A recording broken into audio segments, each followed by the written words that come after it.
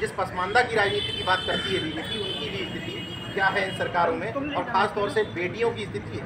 बेटी बचाओ बेटी पढ़ाओ और तमाम नारे दुनिया भर के गढ़े जाते हैं, और उस राज्य में क्या हालत है, मैं तो निशब्द हूँ।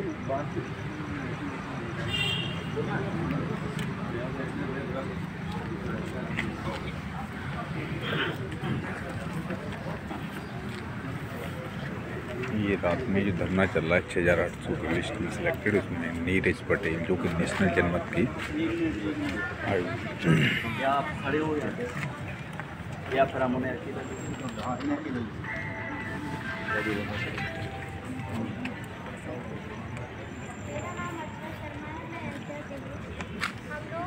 प्रतिदिन सब भाई बहन मिलके हर दरवाजे पे जाते हैं, लेकिन वहाँ पर सिर्फ हम लोग के साथ अन्याय ही हो रहा है। बर्बरता के साथ हम लोग को घसीटा जा रहा है, मारा जा रहा है और कुछ भी नहीं हो रहा है। हम यहाँ सिर्फ नियुक्ति पत्र लेने आए हैं और हमें यहाँ से कुछ नहीं चाहिए, लेकिन फिर भी लिस्ट में नाम आने के बावजूद, इतना पढ़ने लिखने के बावजूद वहाँ के मंत्री लोग हमको ये कहते हैं तुम लोग शिक्षक बनने लायक नहीं हो। बताइए और कौन से एग्जाम देने होंगे हमको कि हम शिक्षक बनने लायक नहीं हैं? वो कैसे नेता बन गए, पहले ये हमको बताएं। वो तो बिल्कुल पढ़े लिखे नहीं हैं हमारे हिसाब से, और हम इतनी डिग्रियां लेकर और बैठे हुए हैं और नियुक्ति पत्र लेने के लिए इतना संघर्ष कर रहे हैं, जो कि लिस्ट में हमारा नाम आया हुआ है, फिर भी हमको नियुक्ति पत्र नहीं दिया जा रहा है। यहाँ का प्रशासन, यहाँ के नेता, यहाँ के मंत्री सब के सब करप्ट है। केवल क्या वोट लेना जानते हैं, इसके अलावा और कुछ नहीं। उनको वोट लेना होता है तो इतना बहकाएंगे, फुसलाएंगे, लुभाएंगे और दुनिया भर की वादे कस्में निभाएंगे। उसके बाद जब वोट मिल जाता है तो ऐसे जैसे लगता है कि हमको पहचानते ही नहीं हैं, और इतनी बर्बरतापूर्वक हमारे साथ व्यवहार किया जाता है। आज हम लोग गए थे केशव प्रसाद मौर्य जी के यहाँ, जहाँ पर क्या हुआ, कहा गया मिलवाएंगे, मिलवाया भी नहीं गया, और यहाँ तक कि हमारे सारे भाई बहन को इतना मारा गया है, इतना पीटा गया है, जैसे कि आपने देखा होगा कि हमारी राजनीति चोट लगी है उनको। बताइए क्या यही दिन देखने के लिए हम लोग यहाँ पर इतना पढ़ लिख के आए हैं? यही सब करना है हमको ये सब अच्छा नहीं लग रहा है। इसलिए हम यही कहना चाहते हैं कि हमको जल्द से जल्द नियुक्ति पत्र दें, और जब तक नहीं देंगे तब तक हम लोग ऐसे अनवरत धरने पर रहेंगे। अब चाहे मृत्यु हो, चाहे जो भी हो जाए, लेकिन जब तक नियुक्ति पत्र नहीं मिलेगा तब तक हम लोग यहाँ से नहीं जाएंगे। घर से हम लोग ये कसम खा के निकलेंगे।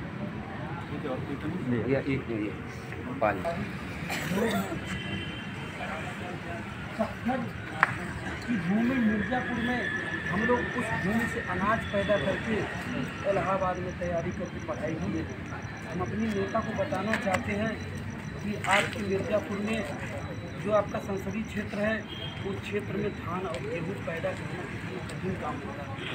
हम लोगों को पर्याप्त मात्रा में पानी नहीं मिल पाता है, इसको बताना चाह रहे हैं। हम अनुप्रिया पटेल अपनी नेता जो बिरादरी की बात करते हैं, हमारे कुछ किताब वर्ग के साथी आशीष भाई से मिलने के लिए गए तो उन्होंने उन लोगों को जातिवाद संबंधी सूचक बातों से संबोधित किया। हमें बहुत दर्द हुआ, इसलिए मैंने ये प्रण किया है कि हमारे यहाँ ओबीसी के तमाम नेता लोग हैं, लेकिन हम किसी से नहीं बात करना चाहते।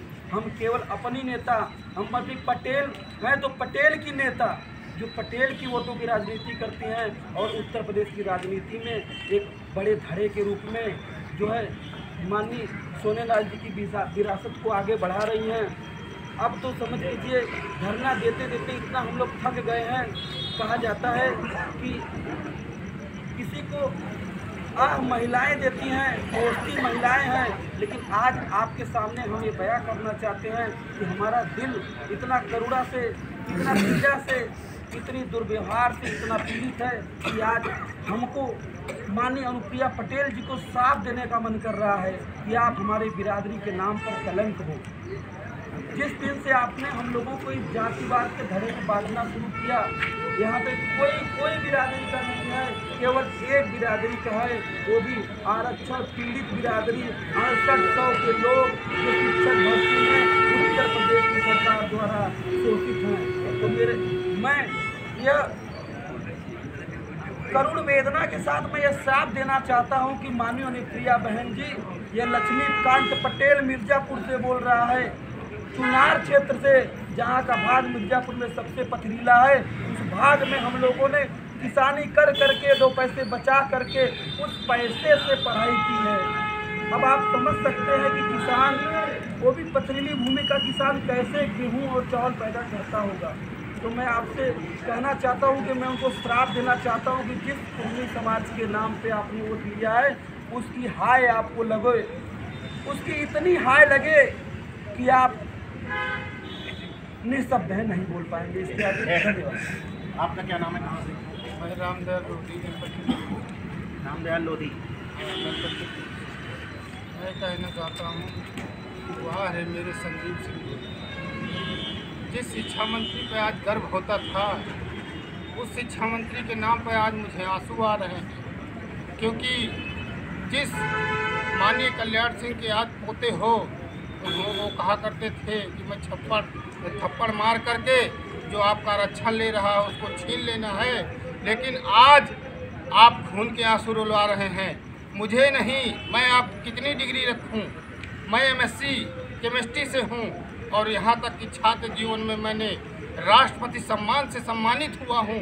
अब मैं कितनी योग्यता लूं कि आपके प्रदेश में, उत्तर प्रदेश सरकार में एक शिक्षक बनने के योग्य हो जाऊं। इतनी परीक्षाएं पास करके मैं यहाँ आया और उस मेरिट में मैं यहाँ आ करके आज इस इको गार्डन में पिछले 4 साल से सिर्फ एक नौकरी की तलाश कर रहा हूँ, क्योंकि मैं उस परिवार से आता हूँ जहाँ पर एक परिवार अपने 4 वक्त की रोटी के लिए कहीं न कहीं कमा कर खाता है। आप कब सुनेंगे हमारी वेदना और पीड़ा को? आप कब सुनेंगे? आप मेरे समाज से हैं, मेरा समाज आपको वोट दे करके वहाँ पहुँचाया है जिस परिस्थिति में आज आप मंत्री पद सुशोभित कर रहे हैं और सबसे शिक्षा विभाग के सबसे पद पर पदासीन हैं, लेकिन तब भी आप मेरी वेदना नहीं सुन रहे हैं। मेरी वेदना न सुनिए, लेकिन इन पिछड़े दलितों की वेदना सुनिए। क्यों नहीं सुन रहे हैं? आखिर मेरा क्या दोष है? आखिर मेरे भाइयों बहनों का क्या दोष है कि आप इस परिस्थिति में हम लोगों को डाल दिए हैं कि आज हमें खुले आसमान पे रोने के सिवा, सोने के सिवा कुछ नहीं बचा है। आखिर किस योग्यता को परख रहे हैं? किस उद्देश्य से या कौन सी विचारधारा आपकी है कि हमें आप नियुक्ति से दूर रख रहे हैं? मैं आपसे अनुरोध करता हूं कि आपको आगे भी राजनीति करना है, आपके लोगों को और भी आगे ऊपर जाना है, लेकिन मैं एक अनुरोध करूंगा, आप सभी हमारी नियुक्ति को दे दीजिए।